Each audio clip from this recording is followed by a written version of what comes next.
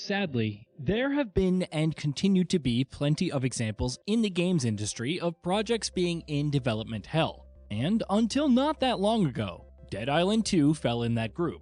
First announced nearly a decade ago, the game has gone through its fair share of behind-the-scenes issues, to say the very least, from multiple delays to changing developers and more.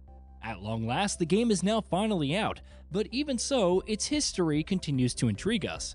As such, now that Dead Island 2 has finally managed to release, here, we're going to take a look back at its long and troubled development.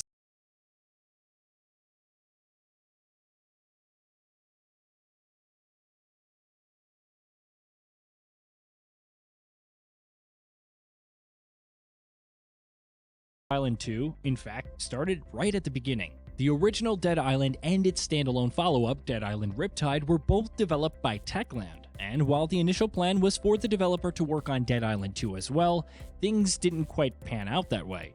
Wanting to work on its own IP, Techland parted ways with Deep Silver and would go on to work on Dying Light. Deep Silver, meanwhile, started the search for the studio that would fill the Techland-shaped hole in Dead Island 2's development process. The first of multiple studios that would attempt to lead the project over the course of the next several years was German studio Jaeger. The developer pitched its own vision of what a new Dead Island game could be, and clearly it was one that Deep Silver liked.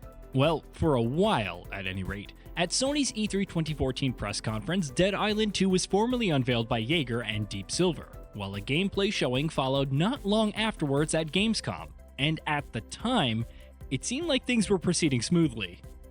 That didn't last long. Less than a year later, Deep Silver announced that it had ended its partnership with Jaeger, and that the studio would no longer be developing Dead Island 2, with the developer and the publisher seemingly unable to agree on the creative vision of the game.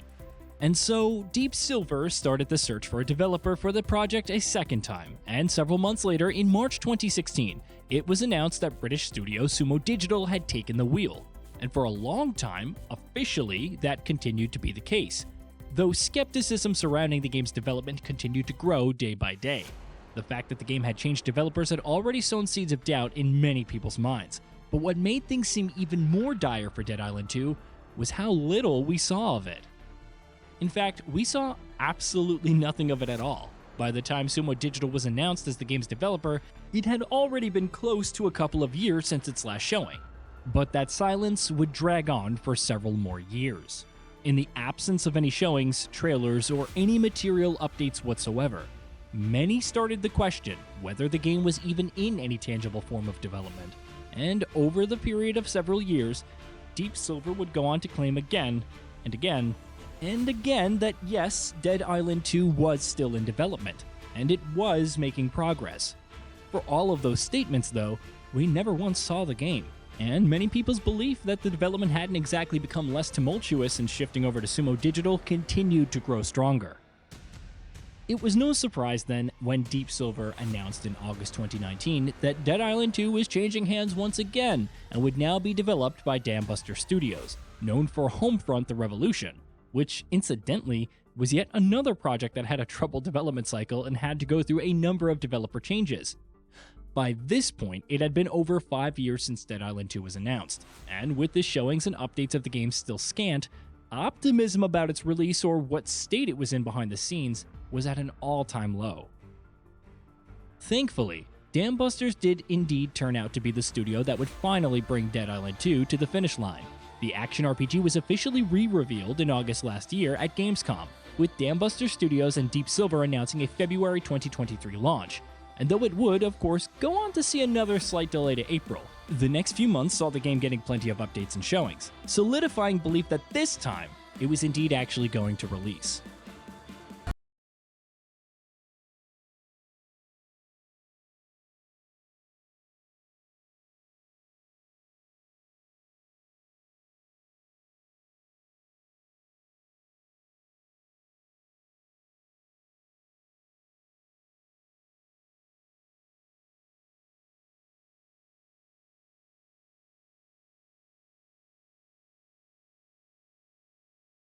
Interestingly enough, even now, with Dead Island 2 having been officially released, there are still plenty of questions about its long and bumpy development history that haven't yet been answered.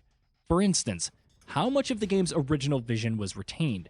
We can presume that Deep Silver liked the initial idea that Jaeger had in mind for the title, otherwise the studio's pitch wouldn't have been accepted.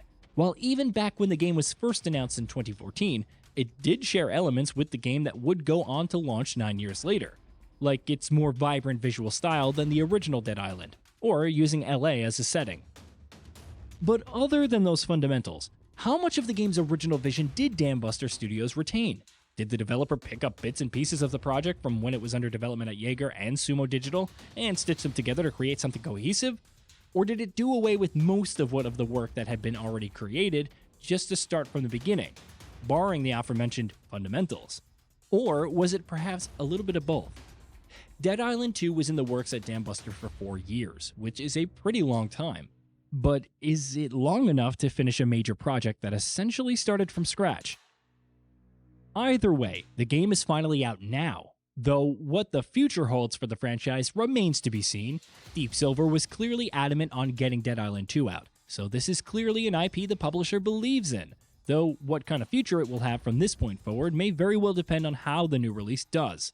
Critical reception for Dead Island 2 hasn't exactly set the world on fire, though many might argue that it was unrealistic to expect that from it anyway. So if its undeniably enjoyable zombie slaying action can find a sizable and engaged audience that wants more of the same, we may very well end up seeing a Dead Island 3 at some point in the future, and hopefully its development will go much smoother than its predecessor.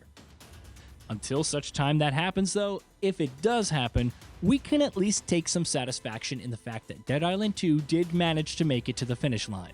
And though it hasn't reinvented the wheel by any means, it does at least deliver the brand of zombie slaying action that many had hoped it would for years. Hey, did you know that we at Gaming Bolt upload new videos every day? Stick around, drop a like, subscribe, and hit that bell, and let us know what kind of content you'd like to see in the future with a comment below.